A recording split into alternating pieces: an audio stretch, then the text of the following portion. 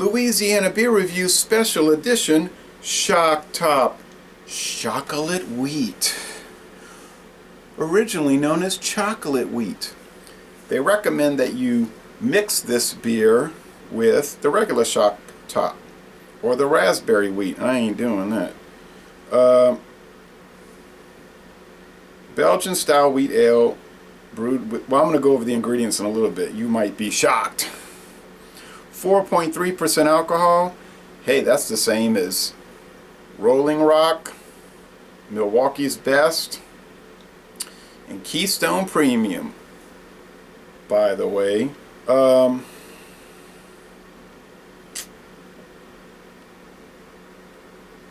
Okay. To serve, pour down the side of the glass until a ½ inch is left in the bottle. Swirl and pour remaining brew to release the aroma and flavor. Enjoy. Okay. This was brewed on the 297th day of 2014. Rate Beer and Beer Advocate aren't giving it a very good score. It's sold during the winter. You can see the snowflake thing. It says right there, Winter Shocks. I'm shocked that it won't open. It usually twists right off. Damn you. Excuse my language. Alright, I'm going to look at this in a little bit. Ooh, it did make some smoke. Now, usually Jill Vaughn, she'll pour straight in, but for this one they said side of the glass. Jill Vaughn is the brewmaster, one of the brewmasters at Anheuser-Busch. In most of her videos, she's just doing super aggressive pours.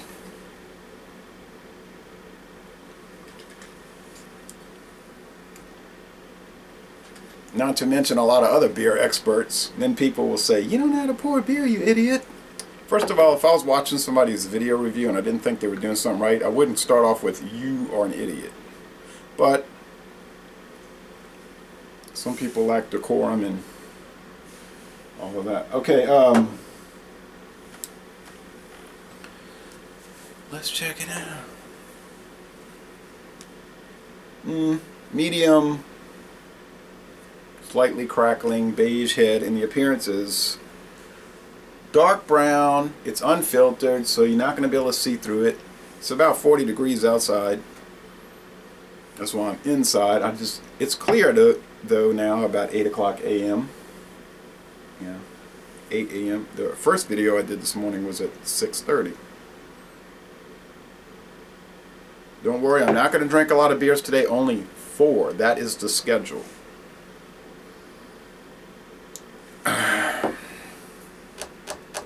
Might do a Genesee cream ale this afternoon and top it off with Modelo, Negro Modelo. What smells chocolatey and wheaty, like Roman meal bread possibly. A little bit of vanilla, a little bit. It's a mild aroma. I probably should have had it warmer.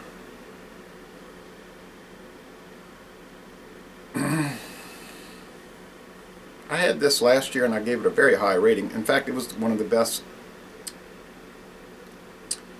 chocolate beers I've ever had. The Samuel Smith's chocolate, organic chocolate stout, I think is the best I've had. That's an A+. The Wells, I mean the Young's was Wells and Young's, but Young's double chocolate stout, that's pretty good. Better in the can. The nitro version is better, I think.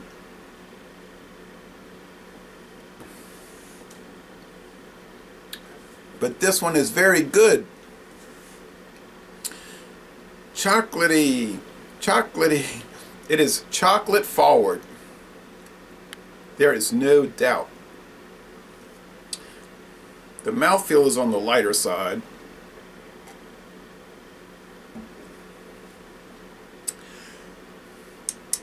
The finish is semi-dry. It's easygoing. I mean, 4.3% alcohol, there's no issue there. I mean, you are not going to feel it, you know, as far as alcohol. If you're looking for that, get Colt 45 High Gravity, right? Okay, so anyway, or Ice House Edge.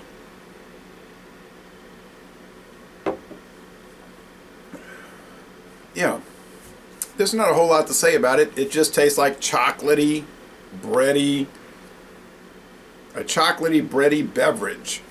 If you're into that, and I am not necessarily into it, but I'm not really opposed to it. And like somebody was saying, I know you don't like the flavored beers and blah, blah, blah. I said, yeah, that's true. I don't really. But it is fun to try them all, I gotta admit that. Even though I don't actually ever buy them to drink on a regular basis. Okay, so that's an A beer. Most excellent. This is really my favorite American beer. Schlitz. For a lot of reasons. The main reason because it tastes really good. But going through the years, I made a terrible mistake in '96 when I first started drinking beer, February '96. I went to the grocery store, Winn-Dixie, and they had the Schlitz in the 1982 can design.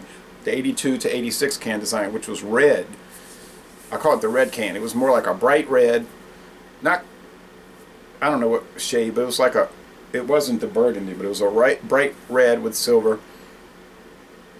And then I said, well, I'll get that later. And I went back to get it for the collection. I knew I was going to start a collection. And then they had this one. I was disappointed, and no one had, they just yanked the red, and they went to the 96 design, which was harkening back to an earlier design.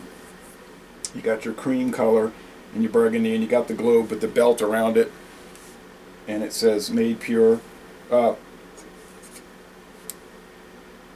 Yeah, trademark pure. Schlitz, established in 1849. Now, I was at a store in Hammond, Louisiana, at a Circle K, and they had this 50th anniversary of the end of World War II. They said this was a throwback can sort of design to go back to World War II, and it was a whole series. I wish I could have gotten more of them, but I immediately bought it. I mean, there was no way I was passing that up. It was impossible. I guess unless I would have had no money, but I had, you know, debit cards, whatever. I was buying it. So this was really nice. It's a replica of the classic 1945 Schlitz can. And then here is your 1996 to 2011 design, because in 2011 they phased out the 1977 Schlitz recipe in favor of what I'll get to in a minute. Now here is one I bought in 1999 in Houston, Texas, at, what's the name of that beer store? It's all over the place. Specs. I was in there walking around with my friend Paul, who does video views with me sometimes, and I gasped, literally gasped, because they had a 6-pack of this, and I had never seen Schlitz 6-pack bottles around here in these stubby bottles, well, in any bottle form. They did sell bottle Schlitz for a few years here, from like 2011 to 14, but now it's back to cans only. And I said, wow, what a beautiful design. Really has to be July 24th, 98. Okay, it might have been 98. This has to be the best looking design of any American mass-produced beers of the last 35 years, I think. It's just perfect in every way. And the beer was pretty much perfect in every way. I don't think they needed to replace it, but they did come out with this Gusto thing, classic 60s formula, which was supposedly like before they destroyed their beer, and that's a long story in the 1970s with this cost-cutting and cutting corners thing that they disastrously did. But they say it's a tall boy, but really when the tall boys came out in the 50s, it was 24-ounce cans, not the pint cans, but anyhow.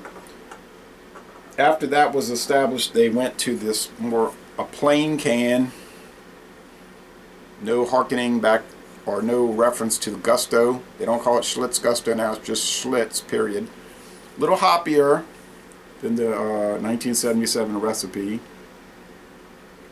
They don't really know what the recipe was before the 1970s because Schlitz was in such disarray. They actually lost the recipe. They probably kept all their records in a shoebox and somebody threw the shoebox out. So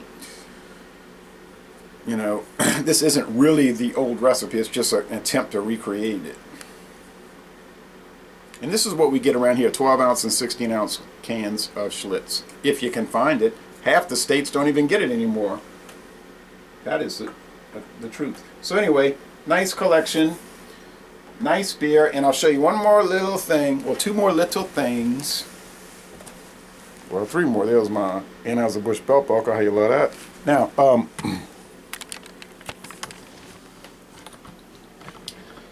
alright, check this out. Now here's the Shock Top website, which is pretty good. It has a locator. Many websites today have locators. See that locator in the background?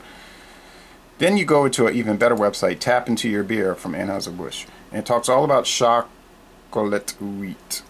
But look at the ingredients.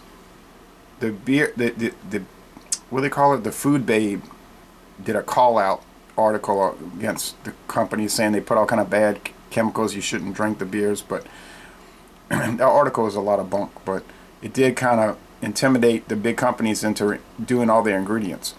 Water, barley malt, wheat malt, hops, yeast, orange peel, sucrose, which is table sugar, natural and artificial flavors, sucralose, acesulfame, potassium, vanilla beans, cocoa nibs.